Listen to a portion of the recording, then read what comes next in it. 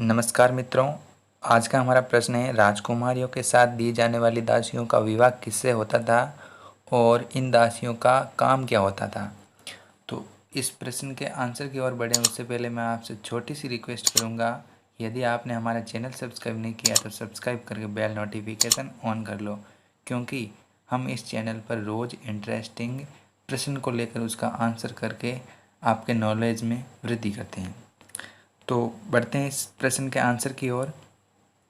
तो आपको ये तो पता होगा कि भारत और विश्व के कोई भी राजा या महाराजा हो, उसके पास दास या दासियों की बड़ी संख्या होती थी। इन दासों के द्वारा राज्य के प्रतिदिन के दिनचर्या के कार्य क्रियान्वित किए जाते थे।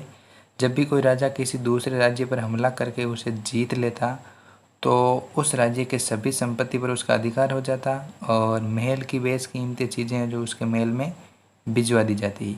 जैसे आप कोहिनूर हीरे को भी ले लो। कोहिनूर हीरा है जो अलाउद्दीन खिलजी ने गोलकुंडा से प्राप्त किया था और अभी ये लंदन म्यूजियम में शोभायमान है।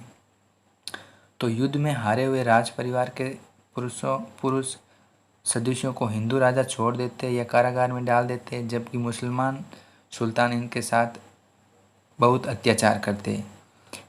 फिर राज परिवार की दासियों से लेकर महारानी तक को राज दरबार में सुल्तान के फरमान में बुलाया जाता और महारानी और राजकुमारियों को सुल्तान की सेवा में लगा दिया जाता था और शेष को घुड़सवारों पैदल सेना में बांट दिया जाता था। जब हिंदू स्त्रियों की शारीरिक दशा खराब हो जाती थी तो उन्हें बाजार में हथकंडी लगाकर अर्धनग्न करके उनकी बोली लगाई जाती थी और अंत में हारे हुए हिंदू राज परिवार की स्त्रियां आग में कूदकर अपनी जान दे देती थी। हिंदू और मुस्लिम राजा महल की स्त्रियों की शिक्षा की व्यवस्था महल में ही करवाते थे और रानी और राजकुमारियों के साथ जो दासियां लगाई जाती थी वे अत्यंत सुशिक्षित, युद्ध कला में निपुण और सुंदर होती थी, जिससे क्या कि राजकुमारियों पर प्रभाव पड़े। विवाह उपरांत राजकुमारी के साथ बहादुर, बुद्धिमान एक या दो दासियों को भेजा जाता था और राजकुमारी के जीवन की रक्षा कर सके, क्योंकि राज परिवार में षड्यंत्र पहले बहुत रचे जाते थे। इन दासियों के कार्य राजकुमारी के शासन के कार्यों से संबंधित सूचनाएं देना होता था और इन दासियों को आजीवन अविवाहित रहना होता था।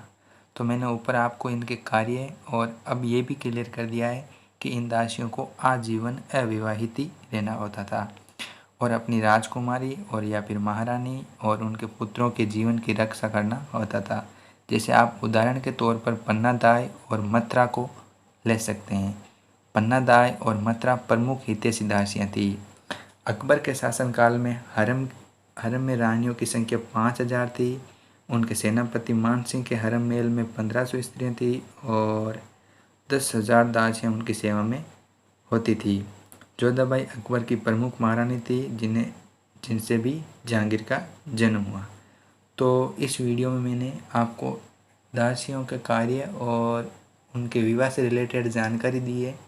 यदि आपको भी कुछ ऐसा इंटरेस्टिंग प्रश्न है तो कमेंट करें, मैं उसे पिक कर लूँगा और उसका आंसर अपन शेयर करेंगे। तो आज के वीडियो में बस इतना ही। वीडियो को लाइक कर दें, साथ ही साथ अपने दोस्त भाइयों के साथ इसे शेयर करें ताकि वो भी इस जानकारी से रूबरू हो सके। टेक केयर, धन्यवाद।